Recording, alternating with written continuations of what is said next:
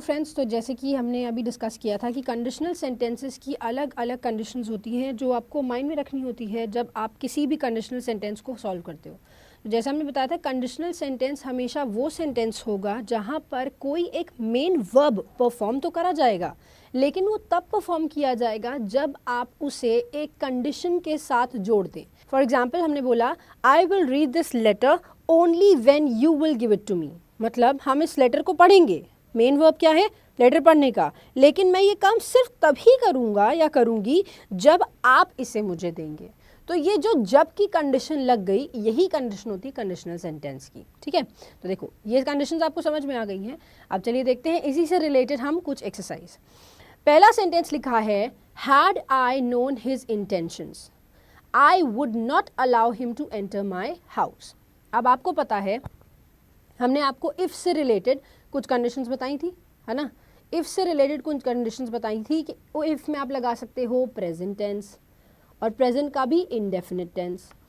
आप लगा सकते हो पास्ट का इंडेफिनिट टेंस, और आप लगा सकते हो पास्ट परफेक्ट टेंस, है ना। तो देखिए ये जो कंडीशन है ये पास्ट परफेक्ट की कंडीशन ही तो है। यहाँ पर हैड, इफ के साथ पास्ट परफेक्ट लगाइए, इफ के साथ या तो पास्ट परफेक्ट का यूज़ करिए, और अगर आपको इफ के साथ पास्ट परफेक्ट का यूज़ नहीं करना है तो आप क्या कर सकते हैं कि आप यहाँ पर इफ को ना यूज़ करके सेंटेंस की बिगिनिंग कर सकते हो हैड से। सेंटेंस की बिगिनिंग कर सकते हो हैड से, राइट।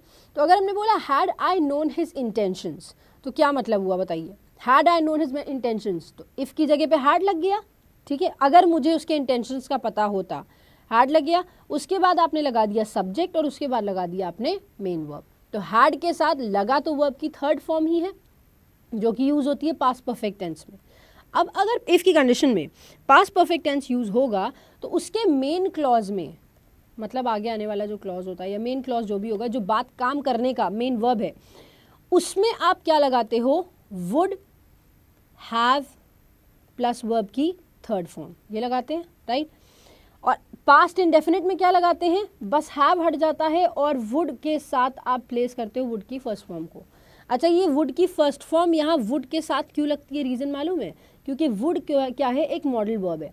और अगर आपको पता हो कि मॉडल वर्ब के बाद जितने भी वर्ब्स हम प्लेस करते हैं वो सारे वर्ब की फर्स्ट फॉर्म ही होते हैं, और इसी वजह से यहाँ पर वुड के जस्ट बाद अगर वर्ब लग रहा है तो वो फर्स्ट फॉर्म से लग रहा है।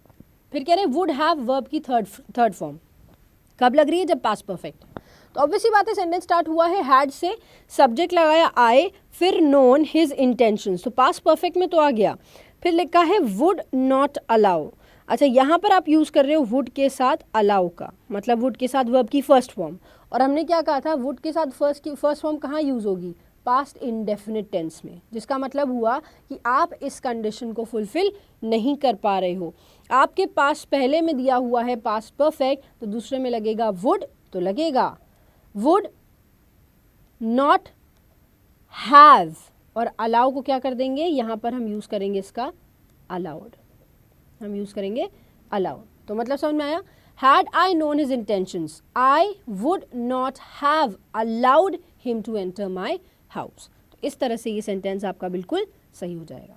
तो जैसे कि आपने सेकंड सेंटेंस देखा, लिखा है I told her when she went to Mumbai my brother would show her all historical monuments. ठीक है, तो देखिए यहाँ पर आपके पास हम जब कंडीशन लगाते हैं आई टोल्ड हर क्या कहा, when she went to Mumbai, जब वो मुंबई गई थी तब मैंने उससे एक बात कही थी कि मेरा भाई तुम्हें क्या करेगा, और सारे हिस्टोरिकल मॉन्यूमेंट्स दिखा देगा।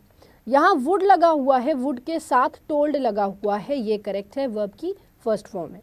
लेकिन एक कंडीशन ये भी कहती है कि आपके पास दो अलग अलग सेंटेंसेस दिए हुए हैं, एक तो आई टोल्ड हर और दूसरा कंडीशन है when she went to Mumbai. तो इसको ज्वाइन करने के लिए आपको चाहिए एक कंजंक्शन, राइट।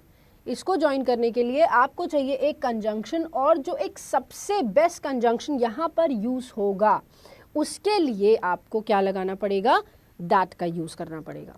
और दैट वो यहाँ उस कंजंक्शन का काम कर रहा है जो दो डिफरेंट सेंटेंसेस को ज्वाइन कर रहे हैं। ठीक है, टू सेंटेंसेस को ज्वाइन कर रहे हैं। So I told her that when she went to Mumbai my brother would show her all historical monuments.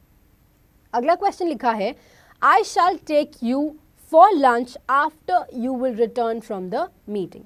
तो जैसी कंडीशन आपको बताई गई थी क्या कि एक सेंटेंस में शैल 2 बार यूज नहीं होगा, एक सेंटेंस में 2 बार विल यूज नहीं होगा, और एक सेंटेंस में शैल और विल एक साथ यूज नहीं होंगे। कहने का मतलब ये है कि एक सेंटेंस में आप 2 फ्यूचर टेंस कंडीशनल सेंटेंस में नहीं लगा सकते।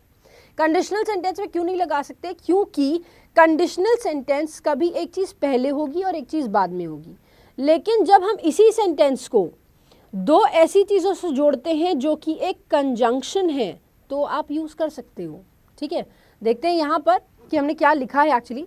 I shall take you for lunch after you will return from the meeting। मतलब मैं तुम्हें लंच में लेके जाऊंगा जब तुम मीटिंग से वापस आ जाओगी। राइट, 2 काम हो रहे हैं, दोनों फ्यूचर में होंगे, लंच भी बाद में करेंगे और मीटिंग भी बाद में ही खत्म होगी। ठीक है, तो दोनों काम फ्यूचर में हो रहे हैं, लेकिन जब ऐसी कंडीशन हमारे पास आती है तो हमारे पास 2 ऑप्शन होते हैं।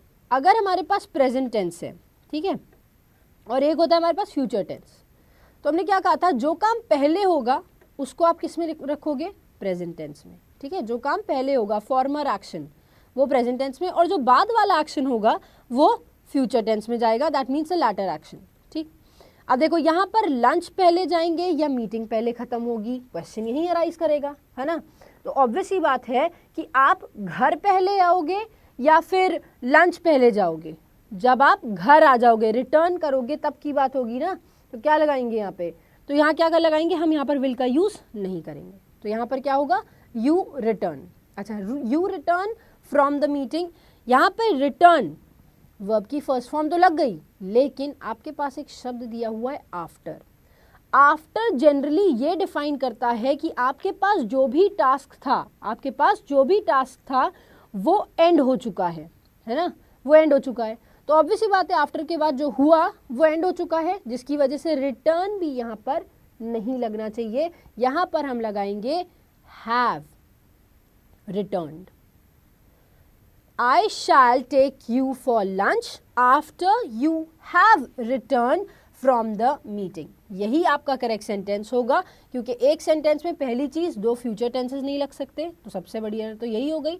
उसके बाद आप सेंटेंस में आफ्टर के बाद जो लगाते हो वो सेंटेंस में ऐसे कंडीशन को डिफाइन करता है जो कि ये कहता है आपको वो टास्क खत्म कर चुके हो। तो यहाँ पर ऑब्वियस ही बात है, इसी कंडीशन की वजह से यहाँ पर हैव रिटर्न्ड का यूज हुआ कि ये काम खत्म हो चुका होगा। तो मीटिंग खत्म हो चुकी होगी तो वो लंच पे जाएंगे। ठीक है, अब नेक्स्ट सेंटेंस पे आ गए। नेक्स्ट सेंटेंस में लिखा है when you complete your service you will be retired on pension. देखो अगेन क्या कह रहे हैं, when you complete your service you will be retired on pension. तो अगेन यहाँ पर क्या आ गया? 2 एक्शंस आए, है ना।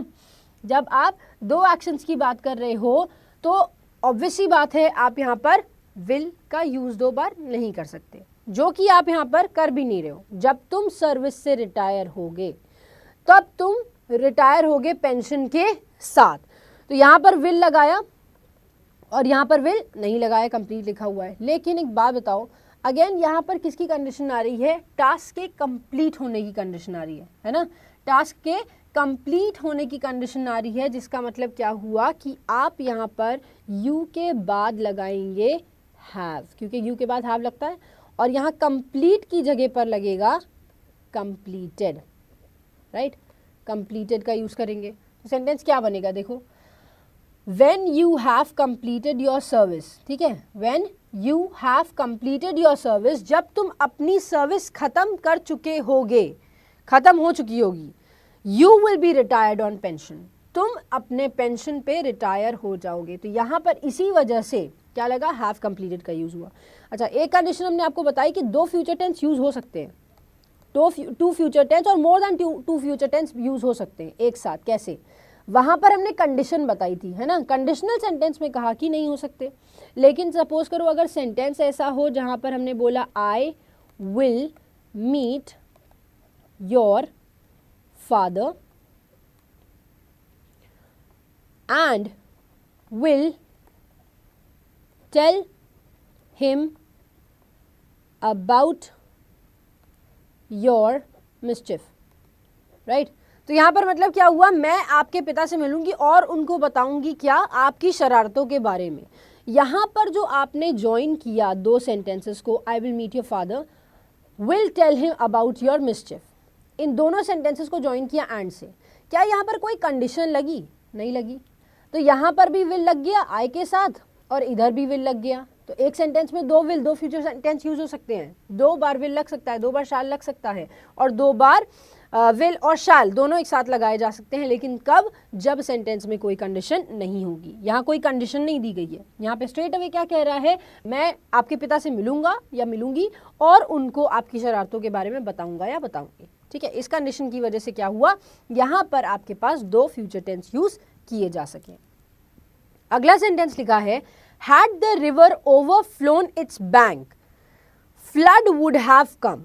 अभी हमने आपको बताया था कि अगर इफ की कंडीशन में आप सपोज करिए इफ ना दिया हो और सेंटेंस में पास्ट परफेक्ट टेंस यूज करना हो, तो आप सेंटेंस का स्टार्टिंग किससे करते हो? हैड से, फिर उसके बाद लगाते हो सब्जेक्ट और उसके बाद आप प्लेस करते हैं मेन वर्ब।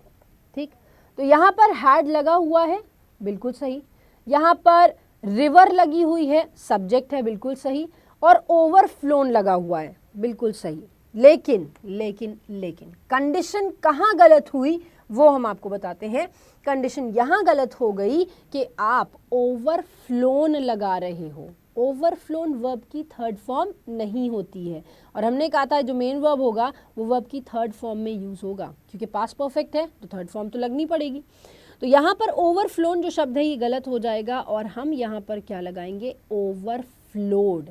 ये है करेक्ट वर्ब की थर्ड फॉर्म, ओवरफ्लोन नहीं है। ठीक है, क्या लिख रहे हैं? Had the river overflown. अभी इसके साथ एक और चीज बताई थी क्या, कि जब पास्ट परफेक्ट टेंस में सेंटेंस होता है तो वुड हैव V3 लगता है, ये भी बताया था। तो यहाँ पर वुड लगा है, हैव लगा है, कम लगा है, तो ये बिल्कुल सही है। क्यों? कुछ लोग कहते हैं कि हमारे पास वर्ब की फर्स्ट फॉर्म, सेकंड फॉर्म और थर्ड फॉर्म की अगर बात करें तो बिकम होता है फर्स्ट फॉर्म, और अगर सेकंड और थर्ड की बात करोगे तो दोनों में ही हम क्या लगाते हैं? बिकेम का यूज करते हैं, ऐसा लोग कहते हैं। लेकिन फर्स्ट फॉर्म होगा बिकम, सेकंड फॉर्म होगा बिकेम और थर्ड फॉर्म होगा अगेन बिकम। इसी कंडीशन को हम कम के साथ भी फॉलो कराते हैं, इसी कंडीशन को हम कम के साथ भी फॉलो कराते हैं। कम, केम, अगेन कम। तो यहाँ पर वर्ब की थर्ड फॉर्म जो हम कह रहे थे कि कम लगी हुई है, तो ये बिल्कुल सही है। यहाँ पर कम वर्ब की थर्ड फॉर्म ही है। तो इसका मतलब क्या हुआ? सेंटेंस में जो एरर थी वो थी ओवरफ्लोन वाले पार्ट में। ठीक है, चलिए अब बढ़ते हैं अगले क्वेश्चन की तरफ। लिखा है, but for his help his sister would have failed. अच्छा, कई लोग कहेंगे कि but for his help, but से सेंटेंस कैसे स्टार्ट हो गया, और अगर हो भी गया तो बट के साथ फॉर कैसे लग गया? अब देखो, हम आपको बताते हैं इसका मीनिंग। ये एक फ्रेजल वर्ब की तरह, एक फ्रेज की तरह यूज किया जाता है। बट फॉर की मीनिंग जो होती है वो होती है विदाउट। बट फॉर की मीनिंग होती है विदाउट, इसके बिना, विदाउट। ठीक है, तो अगर हमने बोला but for his help his sister would have failed, तो कह रहे उसकी हेल्प के बिना उसकी सिस्टर फेल हो जाती। Without his help his sister would have failed. तो यहाँ पर ये जो कंडीशन है ये बिल्कुल सही लिखी हुई है। कुछ लोग कहेंगे कि यहाँ पर ये स्टेटमेंट बट फॉर से हमने आज तक स्टार्ट होते हुए तो नहीं देखा, लेकिन ये क्वेश्चन बिल्कुल सही है, इसमें कोई भी गलती नहीं गिवन है, और इसी वजह से बट फॉर का यूज इस कंडीशन में बिल्कुल सही है। चलिए अब बढ़ते हैं नेक्स्ट क्वेश्चन की तरफ। लिखा है, if he had seen his father he would have stopped his car and come to me. ठीक है, if he had seen his father. अब देखो समझने की कोशिश करेंगे क्या इसमें। इफ लगा हुआ है, हैड सीन मतलब पास्ट परफेक्ट टेंस, अभी जिसके डिस्कशन हमने किया था। If he had seen his father, अगर उसने उसके पिता को देखा होता, ही वुड हैव स्टॉप्ड, मतलब वुड लगा है, हैव लगा है, वर्ब की थर्ड फॉर्म लगी है, एंड कम टू मी। अब देखो यहाँ पर जो कंडीशन लगी है वो बिल्कुल सही कंडीशन लगी है। इस सेंटेंस में आपको जो कंडीशन फॉर्म करनी थी वो कंडीशन बिल्कुल सही है, क्योंकि अगर इफ पास्ट परफेक्ट टेंस में दिया है तो उसके आगे वाला टेंस क्या होगा? वुड हैव V3 को फॉलो करेगा। तो एरर क्या है इसमें? तो जब हमने कह दिया कि पूरी कंडीशन के अकॉर्डिंग ये करेक्ट है, दैट मीन्स ये सेंटेंस बिल्कुल करेक्ट है, इसमें कोई भी गलती नहीं दी गई है। आगे लिखते हैं, if he would have worked hard he would have top the examination. एक चीज़ हम आपको बताएं, ये चीज़ हमने आपको बेसिक कॉन्सेप्ट में भी बताई थी क्या, कि जब हम इफ़ का यूज़ करते हैं या इफ़ के किसी भी वर्ड का यूज़ करते हैं, इफ़ का किसी भी वर्ड का यूज़ मतलब प्रोवाइडेड का यूज़ किया, व्हेन का यूज़ किया, इफ़ का यूज़ किया, एज सून एज का यूज़ किया, इन सब के बाद 3 चीज़ें फॉलो नहीं करानी है। और वो 3 चीज़ें क्या हैं? इसके साथ वुड, शैल और विल का यूज़ कभी भी नहीं किया जाएगा, इनका यूज़ नहीं होगा। कौन कौन से वर्ड्स के साथ? अगर वो इफ़ है, व्हेन है, अनलेस है, अनटिल है, प्रोवाइडेड इज देयर और आफ्टर या बिफोर शब्द दिया हो। तो ये चीज़ हमने आपको बताई भी थी, अगर ऐसी कंडीशन लगी है तो इसके बाद आप विल वुड शैल का यूज़ नहीं करोगे। अच्छा, विल वुड शैल का यूज़ नहीं करेंगे तो सबसे पहली कंडीशन यही गलत होगी कि इफ़ के साथ आप वुड हैव वर्ब की थर्ड फॉर्म लगा रहे हो, तो वुड तो बिल्कुल गलत हो गया, है ना। अब देखो, अगर पहले में ही गलती है, स्टार्टिंग में ही गलती है, तो फिर उसको हम चेंज करते हैं सेकंड वाले के अकॉर्डिंग। सेकंड वाले के अकॉर्डिंग क्या लगा हुआ है? वुड लगा है, हैव लगा है, V3 लगा हुआ है। अब बताओ, वुड हैव V3 कहाँ लगता है? पास्ट परफेक्ट टेंस में, तो इसको हम पास्ट परफेक्ट टेंस कर देंगे। वुड को हमने हटा ही दिया, अब बस इस हैव को हटा के क्या करना है? हैड लगा देना है। तो इफ के साथ इफ की कंडीशन क्या बन गई? पास्ट परफेक्ट की कंडीशन बन गई। If he had worked hard he would have topped the examination. ठीक है, चलिए आगे बढ़ते हैं। लिखा क्या है? If both of you hit the wooden box it would have broken.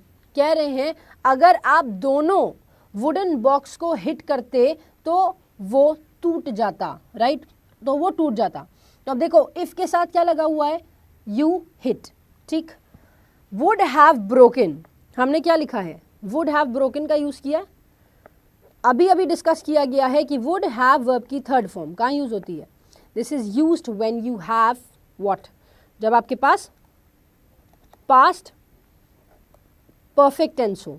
लेकिन यहां पर देखो, क्या पास्ट परफेक्ट दिखाई दे रहा है? नहीं दिखाई दे रहा, राइट। यहां पर क्या दिखाई दे रहा है? If both of you dash hit. यहां पर जो हिट लगा हुआ है, अब हिट के साथ भी वही कट वाली कंडीशन फॉलो करती है कि हिट, हिट और हिट सब सेम है।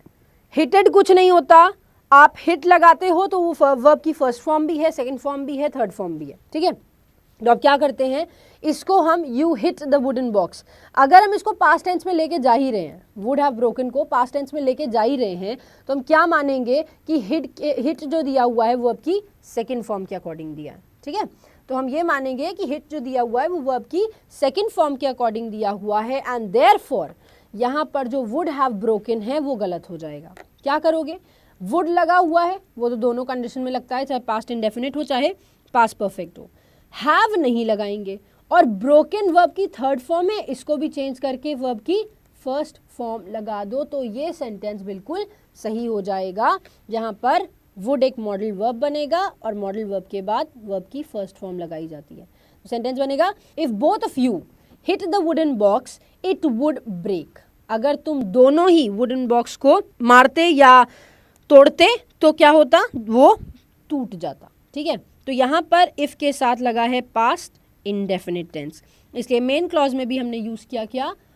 पास्ट यूज तो किया, लेकिन वुड के साथ वर्ब की फर्स्ट फॉर्म। चलिए देखते हैं अगला sentence. If he would have come to me I would have given him the money in he needed. देखो अगेन वही कंडीशन आ गई, अभी हमने थोड़ी देर पहले पढ़ी थी क्या, कि अगर आपके पास सेंटेंस में इफ, अनलेस, अनटिल, प्रोवाइडेड का यूज किया है, तो इसके साथ आप वुड, विल और शैल का यूज नहीं करेंगे। और इसी वजह से जो यहां पर आपने इफ के साथ वुड लगा दिया, ये गलत हो जाएगा। जब आपने इफ के साथ वुड लगाया तो ये करेक्ट नहीं है, तो हम क्या देखते हैं? हम आगे का सेंटेंस देखते हैं कि उसमें क्या दिया है। तो यहां क्या दिया है मेन क्लॉज में? Would have given. Again would have given दिया हुआ है, दैट मीन्स ये सेंटेंस किसमें है, this sentence is in past perfect tense. ये सेंटेंस पास्ट परफेक्ट टेंस की कंडीशन फॉलो कर रहा है, वुड हैव वर्ब की थर्ड फॉर्म की कंडीशन फॉलो कर रहा है। तो यहाँ पर वुड हैव कम की जगह आप क्या करोगे, वुड हटा दोगे, हैव की जगह हैड लगा दोगे। और कम के बारे में मैंने अभी थोड़ी देर पहले आपको बताया था कि कम होता है वर्ब की फर्स्ट फॉर्म, केम होती है सेकेंड फॉर्म, और थर्ड फॉर्म फिर से कम हो जाता है, जिसका मतलब हुआ क्या कि यहाँ पर आप कम को अगर हैड के साथ यूज़ करते हो तो वो बिल्कुल भी गलत नहीं होगा। अब सेंटेंस सही बन सकता है क्या कि if he had come to me I would have given him the money he needed. ठीक है, चलिए आगे बढ़ेंगे हम। लिखा है if I were the richest person of India I will work for the welfare of the poor. अब देखो हमने बोला if I were the richest person of India, again यहाँ पर कंडीशन किस चीज़ की बन रही है, कंडीशन बनाई जा रही है पास्ट इंडेफिनिट टेंस की।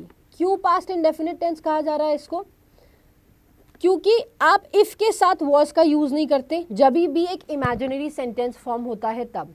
इमेजिनरी सेंटेंस का मतलब हो गया कि कोई ऐसी कंडीशन जहां पर आप यूज तो कर रहे हो लेकिन वो एक्चुअली ट्रू नहीं है, आप कह तो रहे हो लेकिन वो एक्चुअली ट्रू नहीं है। और इसी वजह से ये जो पास्ट इंडेफिनिट टेंस है यहाँ पर वर्ब का यूज करता है, चाहे वो सिंगुलर हो चाहे प्लूरल हो, इससे मतलब नहीं है, है ना। जैसे हमने आपको एक कंडीशन अगर याद हो तो हमने बताई थी, she behaves as if she is my boss, गलत होगा, she behaves as if she was my boss भी गलत होगा। आप क्या लगाओगे, भले ही आपका सब्जेक्ट यहाँ पर शी जो दिया हुआ है वो सिंगुलर है, यहाँ वॉज नहीं वर ही लगेगा। क्यों, क्योंकि वो ऐसा दिखाती है, ऐसा दर्शाती है कि वो मेरी बॉस है लेकिन है नहीं एक्चुअल में।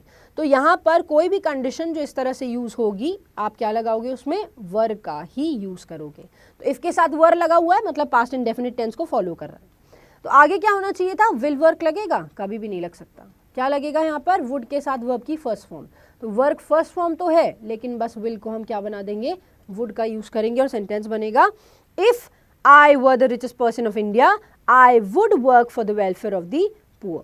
ठीक, तो यहाँ पर वुड के साथ वर्ब की फर्स्ट फॉर्म लगती है जब हम पास्ट इंडेफिनिट को फॉलो करते हैं तब। नेक्स्ट सेंटेंस लिखा है if she will work hard she will surely clear the examination. देखो अगेन यहाँ पर दो बार दो फ्यूचर टेंसेस यूज हुए हैं। If she will work hard, अगर वो मेहनत करेगी तो वो पास हो जाएगी, वो एग्जामिनेशन को जरूर क्लियर कर देगी, राइट। तो हमने क्या लगाया, इफ के साथ विल लगेगा, नहीं लग सकता ना। अभी बताया था if, unless, until, provided, after, before, इन सब के साथ आप फ्यूचर टेंस का यूज नहीं करते, विल, वुड और शाल का यूज नहीं करते हो। तो इफ के साथ भी विल नहीं लग सकता, राइट। और यहाँ पर पहली कंडीशन तो यही हो गई कि इफ के साथ विल नहीं लग सकता। दूसरी कंडीशन है कि यहाँ पर दो फ्यूचर टेंस भी सेंटेंस में यूज नहीं किए जा सकते, दो फ्यूचर टेंस भी सेंटेंस में यूज किए नहीं जा सकते अगर वो कंडीशनल सेंटेंस है। तो यहाँ देख भी सकते हो कि कंडीशनल सेंटेंस है, इफ लगा हुआ है तो कंडीशन तो अपने आप ही बन गई, है ना। इफ लगा है तो कंडीशन अपने आप ही बन गई। तो कह रहे हैं if she will work hard, अब पहले क्या काम करेगी, मेहनत करने का काम करेगी या एग्जामिनेशन पहले क्लियर करेगी। तो ऑब्वियस सी बात है क्या कि एग्जामिनेशन बाद में होगा, उससे पहले उसको मेहनत करनी पड़ेगी। तो जो काम पहले होता है वो प्रेजेंट टेंस में जाता है और जो काम बाद में होता है वो फ्यूचर टेंस में जाता है। तो एग्जामिनेशन बाद में क्लियर करेंगी इसलिए यहाँ पर विल लगे रहने देते हैं, करेक्ट है। और मेहनत पहले करेगी तो इसको प्रेजेंट टेंस में चेंज करना जरूरी है। तो दो कंडीशंस हो गई आपके पास कि दो फ्यूचर टेंस एक साथ यूज नहीं हो सकते, जो पहले होता है उसके साथ प्रेजेंट। और दूसरी कंडीशन ये हो गई कि इफ की कोई भी शब्द अगर गिवन है तो आप वहां पर क्या यूज नहीं कर सकते, आप वहां पर विल, वुड और शाल का यूज नहीं कर सकते। इस वजह से हमने पहली वाली कंडीशन से क्या किया, विल को हटा दिया। If she work hard, if she work hard. अच्छा अब वर्क कैसे लगाओगे, वर्क नहीं लग सकता, क्यों, क्योंकि शी है, शी सिंगुलर है, शी सिंगुलर है तो वर्क सिंगुलर बनाना पड़ेगा। क्या बनाएंगे, if she works hard she will surely clear the examination. If she works hard she will surely clear the examination. और प्रेजेंट टेंस में शी के साथ वर्क्स मतलब वर्ब की फिफ्थ फॉर्म यूज होगी क्योंकि शी सिंगुलर यूज किया गया है। चलिए अब देखते हैं कुछ और क्वेश्चंस। अब यहाँ पर जो पहला सेंटेंस लिखा है, before the teacher will come you should better complete your test. Again एक कंडीशन अभी आपने थोड़ी देर पहले पढ़ी थी क्या, कि हम अगर इफ़ का यूज़ करें, अगर हम अनलेस का यूज़ करें, अगर हम अनटिल का यूज़ करें, तो इन सब शब्दों के साथ, क्योंकि ये इफ़ को डिफाइन, कंडीशन को डिफाइन करने वाले सेंटेंसेस ही हैं, राइट। और इसी के साथ हमने आपको ये भी बताया था कि बिफोर, आफ्टर, ये भी इन्हीं सब में आता है, राइट। अगर इन सब सेंटेंसेस में कहीं पर भी आपको यूज़ होता हुआ दिखता है तो आप इसके साथ फ्यूचर टेंस का यूज़ नहीं करोगे। लेकिन जब हमने पढ़ा before the teacher will come you should better complete your test, मतलब इससे पहले कि टीचर आए तुम्हें अपना टेस्ट कंप्लीट कर लेना चाहिए। तो बिफोर के साथ जो कंडीशन लगी वो आपने विल कम के साथ लगा दी। अगेन एक एरर यही हो गई है ना, क्यों? क्योंकि हमने बताया कि यहाँ पर आप फ्यूचर टेंस यूज़ नहीं करोगे, और नहीं करोगे इसका मतलब क्या हुआ कि विल नहीं लगेगा। और दूसरी चीज़, जब हम टीचर की बात कर रहे हैं तो टीचर क्या है? सिंगुलर है, तो यहाँ पर कम नहीं होगा, क्या होगा? This will be comes. Before the teacher comes you should better complete your test. अब इसमें कोई गलती नहीं है, टीचर के आने से पहले तुम्हें क्या करना है? तुम्हें इस टेस्ट को कंप्लीट करना है। तो शुड तो लगाया जा सकता है, उसमें कोई गलती नहीं निकालेंगे, ठीक है, शुड लगाया जा सकता है, इसमें कोई गलती नहीं निकालेंगे। बस इतनी सी ध्यान रखना है कि बिफोर के बाद आप फ्यूचर टेंस का यूज़, विल का यूज़ नहीं करेंगे, वुड का यूज़ नहीं करेंगे, शाल का यूज़ भी नहीं करेंगे, शुड यूज़ कर सकते हैं, ठीक। नेक्स्ट है we will come to know the winner after the result is declared. ठीक है, हमने बोला क्या कि हमें विनर का पता चलेगा कब? जब रिजल्ट डिक्लेयर हो जाएगा तब, ठीक। तो देखो हमने क्या बात कही है यहाँ पे, विनर का मालूम चलेगा जब रिजल्ट डिक्लेयर हो जाएगा। क्या लगा हुआ है यहाँ पर? आफ्टर। आफ्टर क्या डिफाइन करता है? टास्क के कंप्लीट होने की बात करता है ना, टास्क के कंप्लीट होने की बात करता है, जिसका मतलब हुआ कि यहाँ पर इज नहीं लगाया जा सकता। इज नहीं लगाया जा सकता तो क्या लगेगा? टास्क कंप्लीट करने का मतलब क्या हुआ कि आप प्रेजेंट परफेक्ट टेंस को यूज़ कर लो। प्रेजेंट परफेक्ट टेंस को यूज़ करने जाओगे तो इसके साथ आप क्या लगाएंगे? हैज़ का यूज़ करेंगे, इसके बजाय आप क्या लगाएंगे? हैज़ का यूज़ करेंगे, और सेंटेंस क्या बनेगा? दिस विल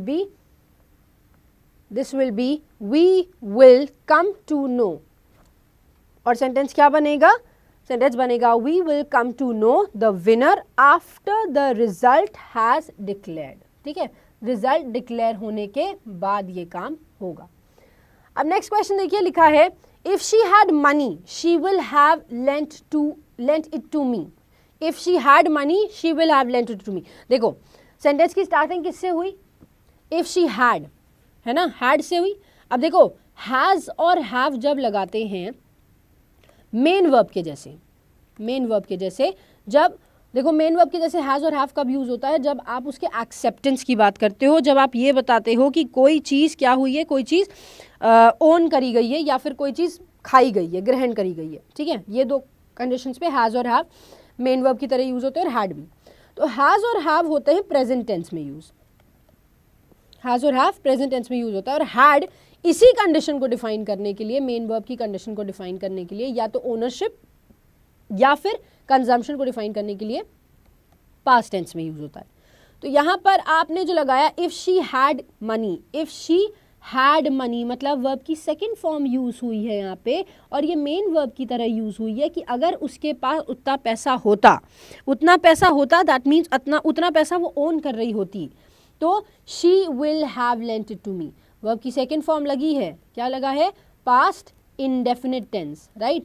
आगे आने वाले मेन क्लॉज में वुड के साथ वर्ब की फर्स्ट फॉर्म लगनी चाहिए थी, वर्ब की फर्स्ट फॉर्म लगनी चाहिए थी। दैट मीन्स आप क्या लगाओगे यहाँ पर? विल हैव लेंट जो लिखा है ये गलत हो जाएगा, है ना। आप क्या लगाएंगे? विल हटा देंगे, हैव हटा देंगे, आप वुड का यूज़ करेंगे, और वुड के साथ वर्ब की फर्स्ट फॉर्म का यूज़ करेंगे, जिसका मतलब हुआ कि ये लेंट भी गलत हो जाएगा। हमें लगाना पड़ेगा लेंड, और सेंटेंस बनेगा if she had money she would lend it to me.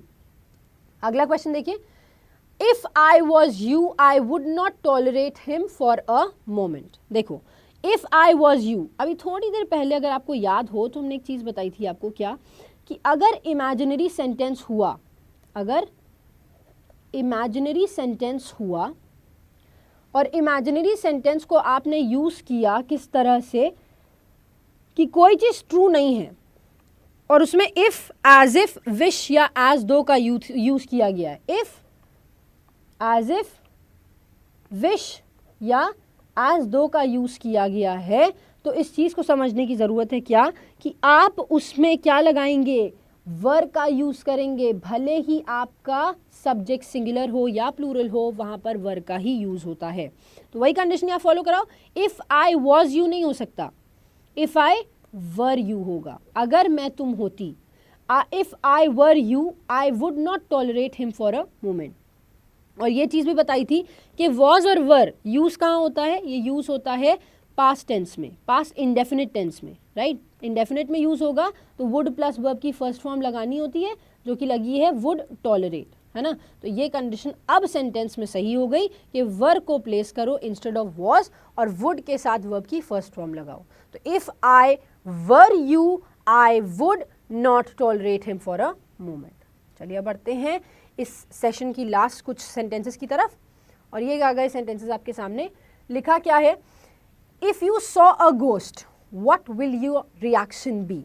If you saw a ghost what will your reaction be. तो देखो समझो इसको, अगेन इफ़ से कंडीशन स्टार्ट हुई है ना, इफ़ से कंडीशन स्टार्ट हुई है, लगा क्या है सॉ, मतलब वर्ब की second form, that means follow हो रहा है पास्ट इंडेफिनिट टेंस।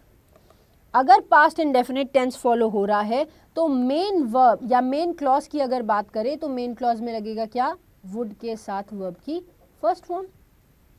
तो हमने क्या लिखा, if you saw a ghost, अगर तुमको गोस्ट दिखाई दे तो तुम क्या करोगे।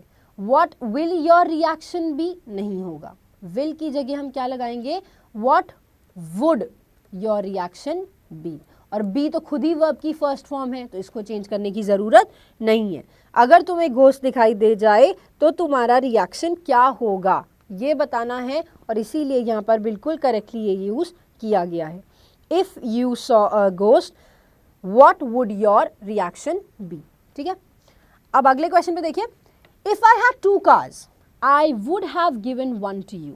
देखो अभी हमने आपको बताया था कि हैज़, हैव और हैड मेन वर्ब के जैसे भी यूज़ हो सकते हैं, और जब ये मेन वर्ब के जैसे यूज़ होंगे तो ये 2 चीज़ों को डिफाइन करते हैं, या तो ये ओनरशिप को डिफाइन करने के लिए यूज़ होते हैं, या फिर ये किसी चीज़ के कंजम्पशन को डिफाइन करने के लिए यूज़ होते हैं। फॉर एग्जाम्पल अगर हमने बोला I have had my food, तो उसका मतलब क्या हुआ, या फिर I have had my lunch, तो इसका मतलब क्या हुआ, मैं अपना लंच कर चुकी हूँ, है ना। तो मतलब कंज्यूम करने की बात हो गई। और अगर हम बोले आई हैव 2 cars, तो इसका मतलब ये ओनरशिप की बात कर रहा है, राइट। तो has, have, had main verb में यूज़ हो सकते हैं, या तो ओनरशिप डिफाइन करने के लिए या फिर कंजम्पशन डिफाइन करने के लिए। तो इसी वजह से इफ़ आई हैड 2 cars, अगर मेरे पास 2 गाड़ियाँ होती, और ये चीज़ और बता दें कि हैड जब मेन वर्ब के जैसे यूज़ होगा तो ये पास्ट इंडेफिनिट टेंस में यूज़ होगा, ठीक। और सिमिलरली हैज़ और हैव जब यूज़ होंगे तो ये प्रेजेंट इंडेफिनिट टेंस में होंगे, ठीक। तो देखिए इफ़ आई हैड 2 cars मतलब क्या हुआ कि आपके पास जो हैड लगा हुआ है ये वर्ब की सेकंड फॉर्म में यूज़ हो रहा है, पास्ट इंडेफिनिट टेंस में। आगे लगना चाहिए था वुड के साथ वर्ब की फर्स्ट फॉर्म, यहाँ लगना चाहिए था वुड के साथ वर्ब की फर्स्ट फॉर्म। तो क्या लगेगा, if I had 2 cars I would have, हटाएंगे गिवन, हटाएंगे गिवन की जगह क्या लिखेंगे, गिव 1 to you। अगर मेरे पास 2 गाड़ियाँ होती तो एक मैं आपको दे देती। If I had 2 cars, I would give 1 to you. Next देखो, suppose if you are late, you will not be allowed to enter the examination hall. देखो जब हम कहते हैं suppose, इसका मतलब क्या है, ऐसा सोचो। जब हम कहते हैं if, ऐसा सोचो, तो ये जो दोनों शब्द हैं ये दोनों ही एक ही चीज़ को डिफाइन करते हैं, and that is what, that is imagination. दोनों चीज़ ही सही नहीं है, वास्तव में इनका कोई लेना देना नहीं है। एक्चुअली ये ट्रू नहीं होगा अगर हम सपोज और इफ को यूज़ करेंगे। इसी यूज़ को हम बताते हैं क्या, सुपरफ्लुअस। सुपरफ्लुअस का मतलब जब 2 शब्द सेम मीनिंग के एक साथ यूज़ होते हैं, जैसे हम ब्लंडर मिस्टेक बोलते हैं, है ना। तो ब्लंडर का मतलब क्या होता है, गलती, और मिस्टेक का मतलब भी गलती। हम बोलते हैं आगे की हेडलाइट, तो आगे की हेडलाइट आगे की ही होती है ना। तो ये क्या है, ये सुपरफ्लुअस यूज़ है। मतलब क्या हुआ कि जब आप दो शब्द सेम मीनिंग के यूज करोगे उसको हम नहीं लगा सकते। तो या तो आप सपोज लगा लीजिए या फिर आप इफ लगा लीजिए, दोनों में से कोई एक लगेगा, या तो सपोज या फिर if. Suppose you are late या फिर if you are late you will not be allowed to enter the examination hall. बाकी ये सेंटेंस करेक्ट है। क्यों? क्योंकि अगर इमेजिनरी सेंटेंस आया, कंडीशनल सेंटेंस आया, इफ के बाद क्या दिया हुआ है, आर लेट, प्रेजेंट टेंस का यूज है, तो मेन क्लॉज में फ्यूचर टेंस का यूज किया जाता है और ये बिल्कुल करेक्टली यहाँ पर यूज्ड है। इस वजह से या तो सपोज लिखो या फिर इफ लिखो, इसकी कंडीशन डिफाइन करनी है, बाकी ये सेंटेंस बिल्कुल सही तरह से यूज किया गया है। अगला कह रहे हैं और लास्ट क्वेश्चन है ये हमारा, unless he will not understand the importance of this project then he will not work sincerely. ठीक है, ये इसको हटा देते हैं, then he will not work sincerely. तो कह रहे हैं अनलेस, अभी थोड़ी देर पहले क्या बताया था, बल्कि 2 बार बता चुके हैं, unless, until, provided, before, after, as soon as etcetera. ये जो वर्ड्स हैं इनके साथ हम ना विल का यूज करते हैं, ना वुड का यूज करते हैं और ना ही शैल का यूज करते हैं। तो ये तीनों ही चीजें क्या हो जाएंगी, गलत हो जाएंगी। हमने यहाँ पर लगाया है अनलेस, अनलेस के साथ विल यूज नहीं होता, सबसे पहली एरर यही हो गई। दूसरी चीज, जब हम अनलेस या अनटिल इन दोनों का यूज करते हैं तो इनके साथ एक शब्द लगता है, प्रीफिक्स लगता है, जिसे हम कहते हैं अन, UN। ये जो 2 शब्द हैं अन, ये दोनों नॉट को डिफाइन करते हैं, ये दोनों नॉट को ही डिफाइन करते हैं, जिसका मतलब हुआ आप अनलेस और अनटिल के साथ कभी नॉट को यूज नहीं करोगे, क्योंकि ये इनकी मीनिंग ही होती है। तो आप नॉट का यूज यहां पर नहीं कर सकते। अनलेस ही नॉट अंडरस्टैंड नहीं होगा, unless he understand the importance. अच्छा, एक चीज और, ही लगा हुआ है तो ही के साथ क्या लगेगा, अंडरस्टैंड तो लगेगा नहीं, है ना, तो क्या लगेगा, एस लगा देंगे, सिंगुलर वर्ब बना देंगे इसको। Unless he understands the importance of this project, जब तक उसे इस प्रोजेक्ट का इंपॉर्टेंस नहीं समझ में आता, then he will not work sincerely. देखो यहाँ पर देन का कोई काम है नहीं, ठीक है, यहाँ पर देन का कोई काम नहीं, देन को भी हटा देंगे, स्ट्रेट अवे मेन क्लॉज लिखा जाएगा with a comma, he will not work sincerely. Again क्या कंडीशन हुई, unless, until, provided, as soon as, इन सब के साथ, इफ के साथ, अगर सेंटेंस में प्रेजेंट इंडेफिनिट टेंस लगा हुआ है, दैट मीन्स अंडरस्टैंड्स लगा हुआ है, वर्ब की फर्स्ट फॉर्म या फिर वर्ब की 5th फॉर्म लगी हुई है, तो आगे आने वाला सेंटेंस फ्यूचर इंडेफिनिट टेंस में ही होगा। मतलब वर्ब के विल या शैल के साथ वर्ब की फर्स्ट फॉर्म लगेगी, तो विल और शैल की, विल यहाँ पर लगा हुआ है, करेक्ट है, और वर्क भी लगा हुआ है जो कि वर्ब की फर्स्ट फॉर्म है। अगेन ये सेंटेंस बिल्कुल करेक्ट हो गया। दैट मीन सेंटेंस क्या बनेगा, unless he understands the importance of this project he will not work sincerely. तो यहाँ पर एंड होता है ये सेशन। अब आपको जितने भी कंडीशंस थे वो समझ में आ गए हैं और जितने भी कंडीशंस थे उसकी एक्सरसाइज भी आपने सॉल्व कर ली है। अब कोशिश करिए कि जितनी ज़्यादा हो सके उतनी ज़्यादा इसकी एक्सरसाइज सॉल्व करें, ताकि आपको आगे आने वाले समय में कंडीशनल सेंटेंस से रिलेटेड कोई भी प्रॉब्लम ना हो। चलिए मिलते हैं अब हम नेक्स्ट सेशन में।